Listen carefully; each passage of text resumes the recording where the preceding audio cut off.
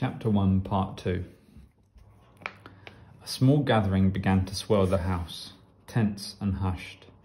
Sade stared numbly out of the sitting-room window to where Joseph stood nervously on guard. At each new bang, rattle or hoot, he peered anxiously through the crack between the metal gates. His head moved painfully forwards and backwards, like that of an old tortoise. His fingers floundered and fumbled each time he had to wrench back the bolt. He had been a witness. 1 second he had been casually pushing back one of the gates so his master could drive off to work. The next second, his madame lay slumped on the ground and a white car was screeching away through the wide avenue of palm trees.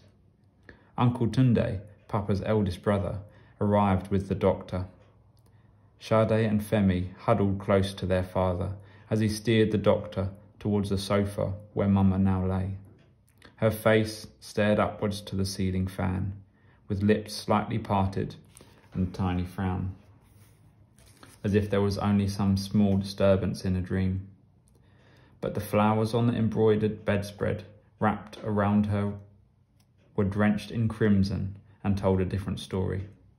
Sade clutched her brother's hand, waiting. "I'm very sorry, Mr. Solaja. Your wife had no chance." Straight into her heart. The doctor pronounced the verdict in a low purr. "I shall inform the authorities and, if you wish, New Era Hospital for the post-mortem." Papa, usually brimming over with words, simply nodded. His arms drew the children in tightly as a high trembling voice quivered next to them. Mama Buki's cry wailed like a lonely seabird. "Sister me, sister me." Sade's own voice was lost somewhere deep inside her. She wanted to rush across, grab hold of Mama, squeeze breath back into her before it was too late, but she could not move. Kneeling beside her sister, Mama Buki's tears swept over her broad cheeks as she covered Mama's face with the corner of the embroidered bedspread. Sade watched in horror, her own silent tears trapped within her like in a stone. Grief burst around them like a pierced boil. All about her, Sade heard people repeat fragments of the story. Mr. Falana, one of their neighbours, and also Papa's editor-in-chief, had heard both the gunshots and the getaway car. In the deathly hush that followed, he had peeped out from his own gate on the other side of the road, seeing the entrance to the Solaja house wide open. He feared the worst and rushed across, followed by his wife still in her dressing gown. It was he who had helped Papa carry Mama inside. Now he had to hurry away to warn his other staff. Papa was the most outspoken journalist on Speak, one of the weekly newspapers in English, but he might not be the only target. Even before any newspaper headlines, the news would be darting by word and mouth along the pavements, highways and cables of Lagos. When the news reached Mama's friends at the hospital where she worked, there would be no end of visitors. Suffocated by arms and voices, and with the echo of gunshots still in her head, Sade felt the urge to escape. "Please." The effort was great and her voice was small, but it worked and Sade manoeuvred her way out. Papa's study would be quiet. As she entered the study, the telephone rang. Automatically, she picked it up, covering one ear to hear more easily. "Is that the home of Mr. Folarin Solaja, who writes for Speak?" The man's voice was soft but perfectly clear. "Yes." "Don't trouble him. Just give him a message.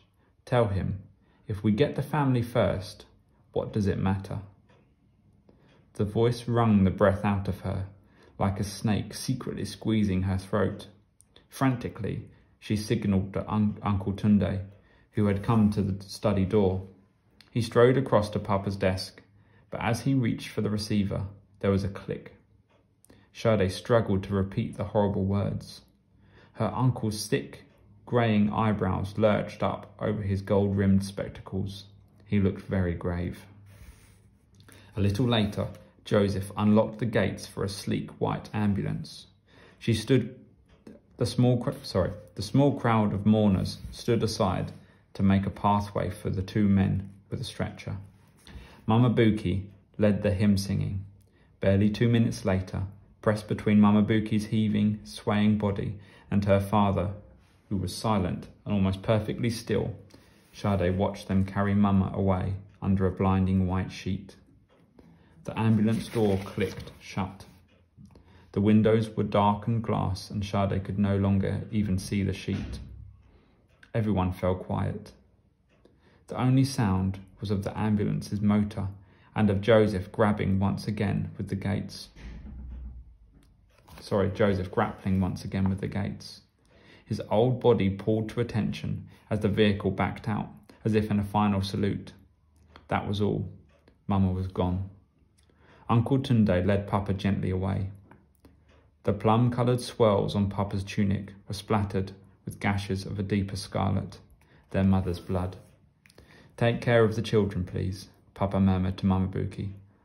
I need to." He gestured with both hands towards his clothes. Mama Buki, her eyes red and watery, shepherded Sade and Femi towards the kitchen. But as she turned to share her grief with a friend, Sade and Femi exchanged glances and wove their way back through the cluster of mourners. Sade caught snatches of phrases, Yoruba mingled with English. "Oh, Maseo, what a pity. Such a good woman. Evil people. He was their target. Bread of sorrow. Saved him." Sade studied her own clothes. Not a speck, not a stain on her grey school skirt and blue blouse to show what terrible thing had happened. She ran to her room, feeling impelled to strip away the uniform, if only by putting on something fresh and new. They could begin the day again. She brushed her fingers along a line of clothes, colours of sea, forests, flowers and birds. Her fingers, however, came to rest on a soft black velvet dress with a white lace collar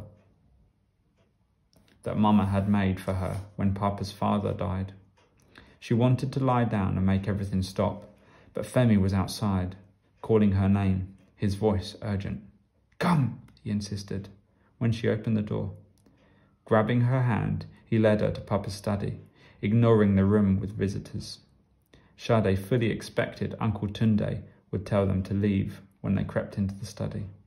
He was leaning against Papa's desk, in his sober black suit, the one he wore on days he was meant to be in court. Papa often used to tease him. "Be free like me. I wear what I like to work." Uncle Tunde paused to acknowledge the children. His grey flecked beard made his face look square and solid. It was a family joke that his hair was becoming the colour of a judge's wig. Papa, seated beside the desk in a full-length ink-black agbada, hardly seemed to notice as they settled themselves by the untidy side table stacked with books and papers. It was usually their father whose arms, hands, even fingers danced like furious gymnasts whenever he argued or talked about things that fired him up. It was usually their uncle who folded his arms as he listened. If you were a lawyer, Uncle Tunde had told Sade, you need to keep cool and listen very carefully. But today, their father's arms hung without life. It was his older brother whose hands pleaded along with his voice. "They're not finished with you, Folarin. They won't stop until they've shut you up. You know what that means. You've gone too far with them now." Their father always took chances with what he wrote. He said nothing now, but Sade knew his words. "The truth is the truth. How can I write what's untrue?" Sade knew how worried Mama had been about his latest article, but Sade had never heard Mama try to stop him like Uncle Tunde did. Their uncle stretched across the desk to pick up a newspaper. One hand resting on their father's shoulder, he began to read aloud. "Why do the brass buttons who rule over us spend millions of naira sending their children to the most expensive schools and colleges in England and America?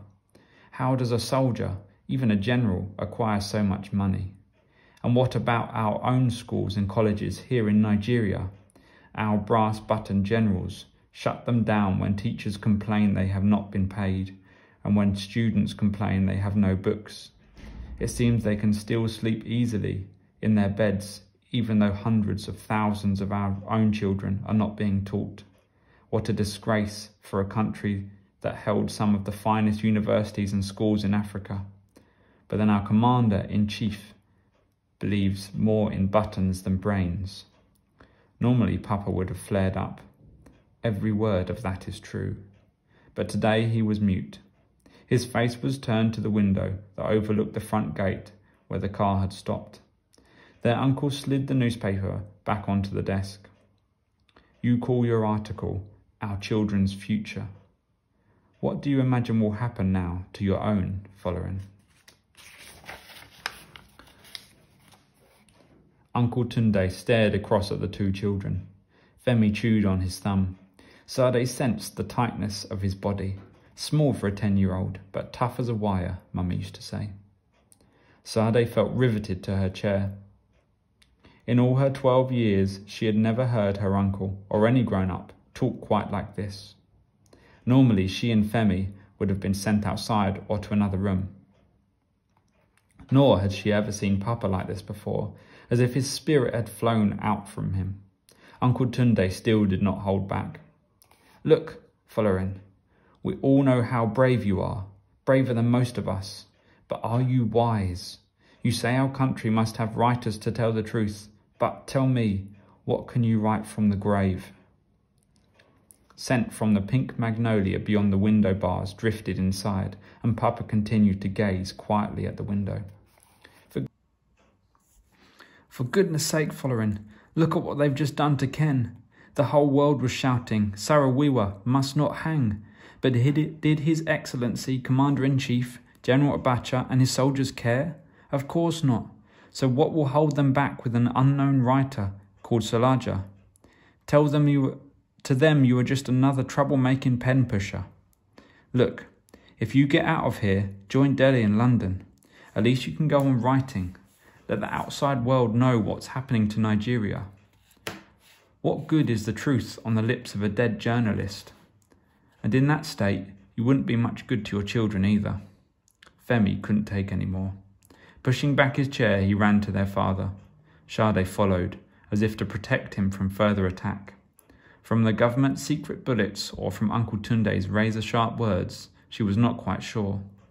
Papa's arms, a moment ago so listless, enclosed them both firmly. Nestling in the folds of his tunic, Sade curled her fingers through Papa's and was relieved to feel him responding. Uncle Tunde stood watching. He had said enough. Your uncle is right, their father said finally. We need to get away for a while. Grandma will hide us. We can go to family house, Femi cried. Papa shook his head. Even family house won't be safe. These people mean business. They know our village, and I don't want them coming near Grandma. Grandma was Mama's mother. Papa paused after her name. I should have listened to your mother. So Mama had tried to warn Papa after all, privately, out of the children's hearing. Yes, that would have been her way. And suddenly, great awful sobs rose up inside Sade, shaking her, making her tremble. She heard her own strange sounds as she desperately sucked in gasps of air, feeling Femi stiff and silent beside her. Uncle Tunde slipped from the room, closing the door behind him on three figures clasped together like survivors on a tiny raft.